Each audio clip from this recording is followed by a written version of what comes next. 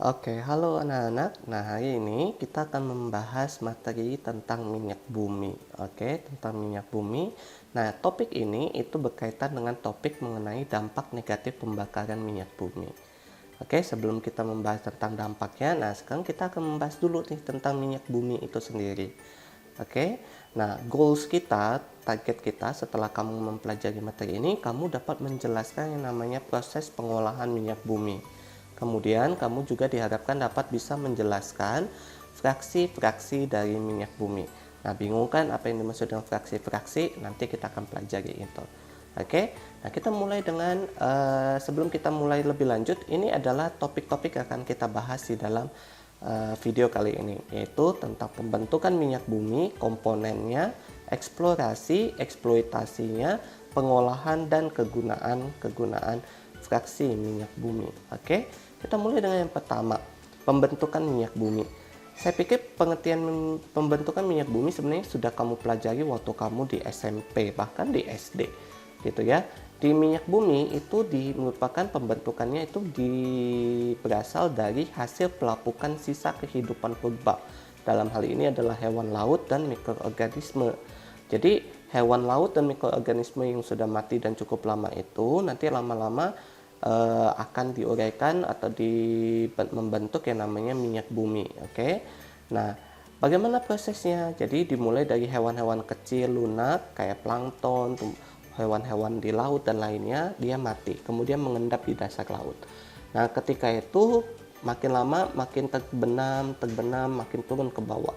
Nah, karena tekanannya semakin kuat, maka apa yang terjadi dengan endapan ini? Lama-lama kelamaan karena tekanan yang sangat kuat berubah menjadi minyak. Nah, minyak itu barulah nanti akan menjadi minyak bumi yang akan dimanfaatkan oleh manusia untuk kehidupan kita. Nah, minyak bumi itu adalah salah satu sumber daya energi yang tidak dapat diperbarui. Jadi kalau kita mau menggunakannya, kita harus bijak ya anak-anak, sebisa mungkin untuk dihemat supaya jumlah minyak bumi yang kita miliki itu masih bisa mencukupi kebutuhan kita. Nah, saat ini juga orang-orang sudah berpikir kalau habis mau pakai apa.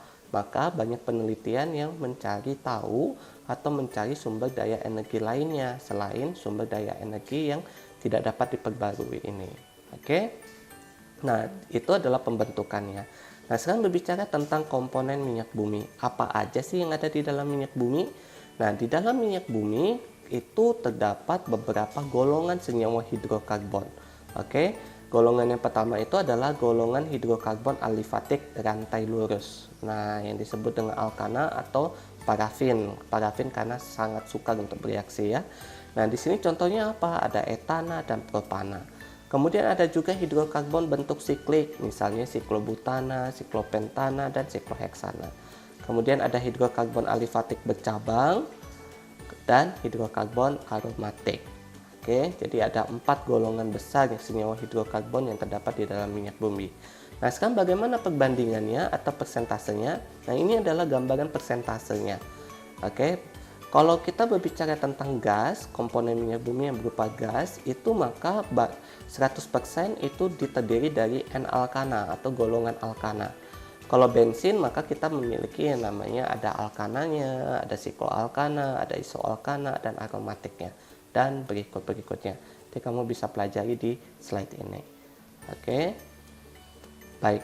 Nah, sekarang kita sudah tahu nih minyak bumi ini punya komponen yang cukup banyak dan bermanfaat bagi manusia dan dibutuhkan oleh aktivitas manusia. Maka manusia harus berusaha untuk mencari tahu di mana keberadaan minyak bumi itu gitu ya. Di mana keberadaannya. Nah, tahap atau proses mencari tahu keberadaan minyak bumi itu disebut dengan nama eksplorasi minyak bumi, gitu ya. Nah, bagaimana cara melakukan eksplorasi minyak bumi? Nah, sistem atau metode yang digunakan disebut dengan seismic reflections, di mana ada kapal yang dilengkapi dengan ultrasonik atau yang menggunakan gelombang ultrasonik gitu ya. Dia akan menembakkan yang namanya gelombang, kemudian untuk melihat pantulan-pantulannya. Nah, kalau pantulannya mengenai minyak, maka otomatis kita bisa mengetahui, oh di sini ada minyak. Seperti itu ya. Nah, metodenya itu adalah seismic reflection. Nah, topik ini untuk mekanismenya sebenarnya ini akan dipelajari banyak sekali di fisika. Oke. Nah, setelah kamu mengetahui di mana keberadaan minyak, maka tahap berikutnya itu adalah eksploitasi minyak bumi. Oke. Nah, bagaimana melakukan eksploitasi minyak bumi? Nah, sebelum kita berbicara tentang caranya, kita cari tahu dulu yuk keberadaan Indonesia sebagai penghasil minyak. Jadi Indonesia itu termasuk salah satu penghasil minyak terbesar di dunia. Nah, di dunia itu kita berada di urutan 23. Artinya apa? Artinya Indonesia ini cukup kaya loh dengan minyak-minyak yang kita miliki gitu ya. Bahkan di Asia Tenggara kita adalah negara nomor satu loh, nomor satu penghasil minyak terbesar. Oke, jadi kita harus bangga menjadi seorang Indonesia. Oke, seorang orang Indonesia ya. Nah, sekarang di Indonesia sendiri wilayahnya di mana aja? Jadi wilayahnya itu tersebar di seluruh Indonesia ya, banyak sekali. Jadi kita memiliki tempat 92 eksploitasi, 103 tempat eksplorasi, kemudian tempat di mana kita sudah mulai bekerja itu sudah ada 43 unit. Oke. Nah, sekarang daerahnya apa aja? Kebanyakan ada 4 daerah penghasil minyak terbesar di Indonesia, yaitu Riau, di mana dikelola oleh Chevron, Pertamina, dan Petroselan, Papua Barat, Sumatera Selatan, dan Jawa Timur. Nah, ini adalah 4 daerah Indonesia penghasil minyak terbesar. Oke, penghasil minyak terbesar. Nah, kalau untuk berdasarkan pulau-pulaunya, maka di sini ada Pulau Sumatera, Jawa, Kalimantan, Maluku, dan Papua. Oke, nah di sini ada daerah-daerahnya. Untuk eksploitasi minyak bumi itu di Indonesia sendiri itu dibagi menjadi 2 kelompok besar, yaitu pengeboran di daratan dan pengeboran lepas pantai. Oke, jadi pengeboran daratan dan pengeboran di lepas pantai. Nah, kalau untuk pengeboran di lepas pantai itu seperti apa sih gambarannya? Nah, gambarannya seperti ini, nah. Jadi ada kilang-kilang, ada ya kilang minyak gitu ya, yang kayak kalau di gambar-gambar itu yang apa kayak ada menara-menara gitu. Nah, itu ada towernya, kemudian nanti akan dipasang tuh pipa yang sampai menembus ke lapisan minyak. Nah, pipa itu kemudian nanti minyaknya akan dipompa melalui pipa itu naik ke daratan untuk diambil atau dibawa oleh oleh kapal-kapal penampungan minyak untuk dibawa ke daratan dan diolah seperti itu. Oke, nah sekarang sudah tahu nih cara mengeksplorasi, kemudian cara mengeksploitasi. Nah, tahap berikutnya bagaimana sih pengolahannya? Oke. Nah, pengolahannya setelah minyak itu diambil melalui proses pengeboran lepas pantai maupun di daratan, maka kita mendapatkan yang namanya minyak mentah atau crude oil. Nah, minyak mentah ini berbentuk cair, kental, hitam, berbau tidak sedap. Nah, mengandung 500 jenis hidrokarbon, banyak banget ya.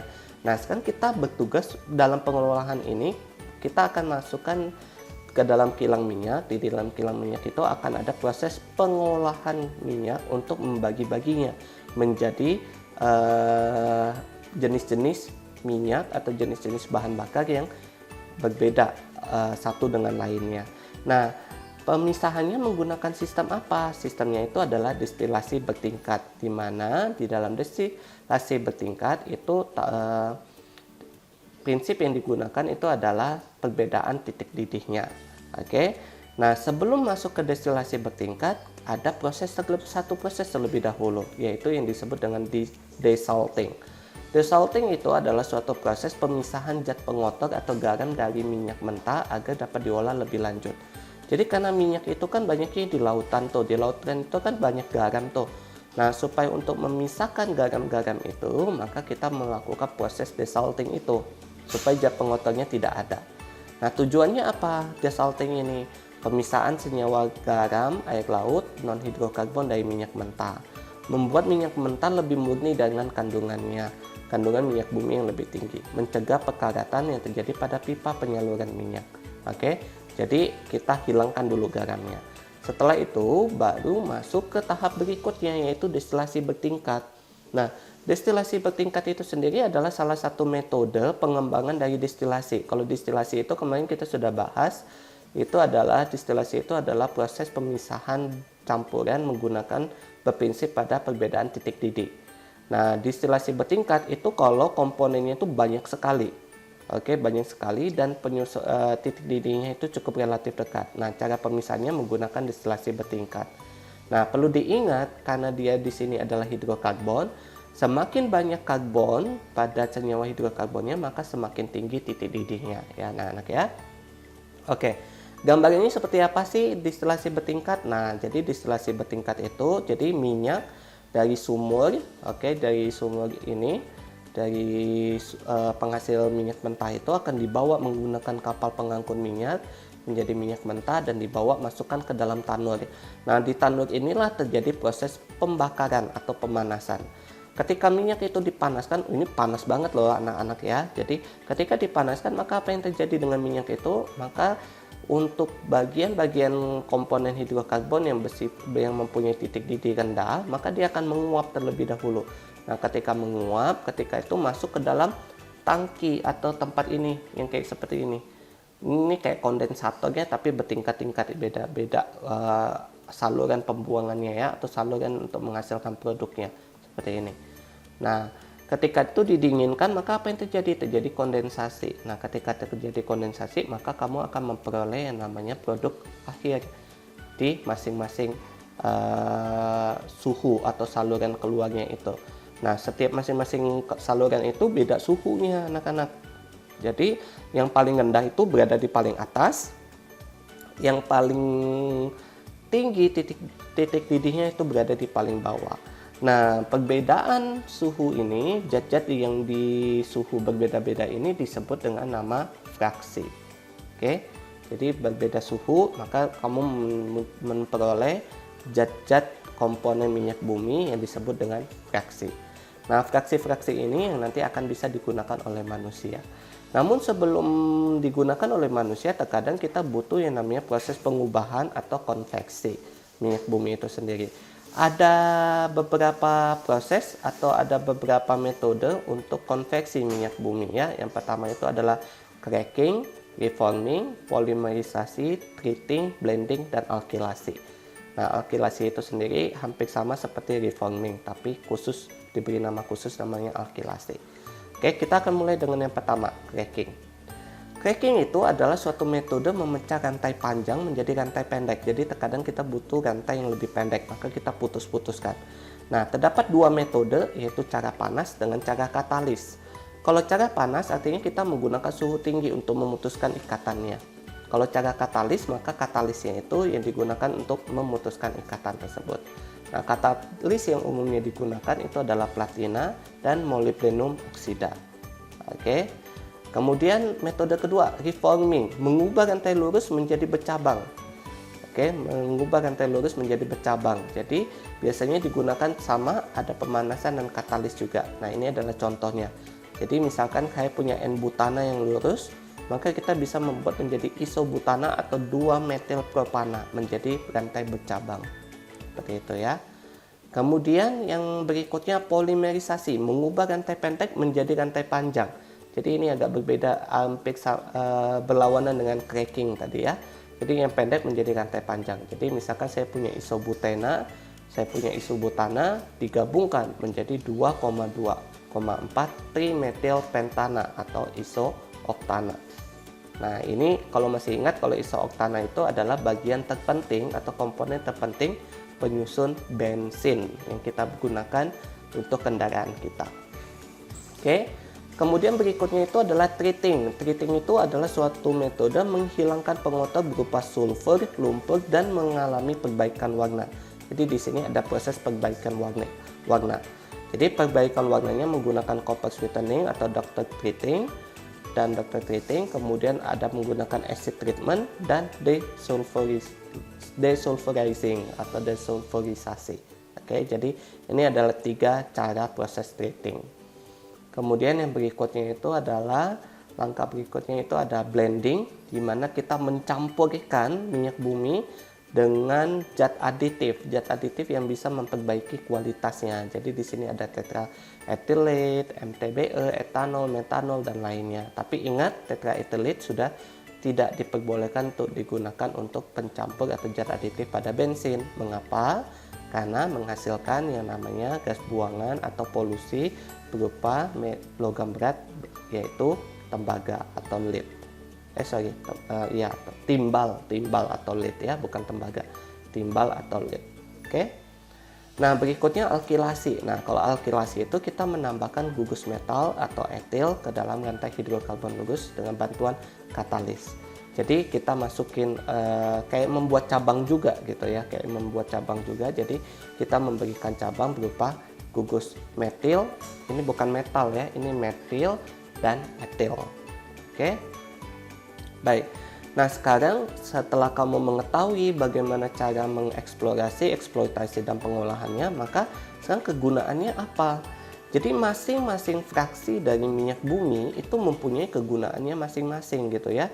Jadi misalkan saya punya yang paling atas, itu adalah kamu akan mendapatkan yang gas.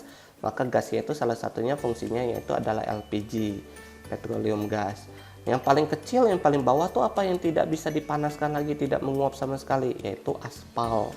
Oke, jadi di sini kita memiliki aspal. Jadi kalau aspal dipanaskan akan mencair. Nah, lalu cairan itu kita akan lapiskan pada jalanan membentuk lapisan aspal. Yang mana kita kalau lihat jalan-jalan yang warna hitam itu, nah itulah aspal.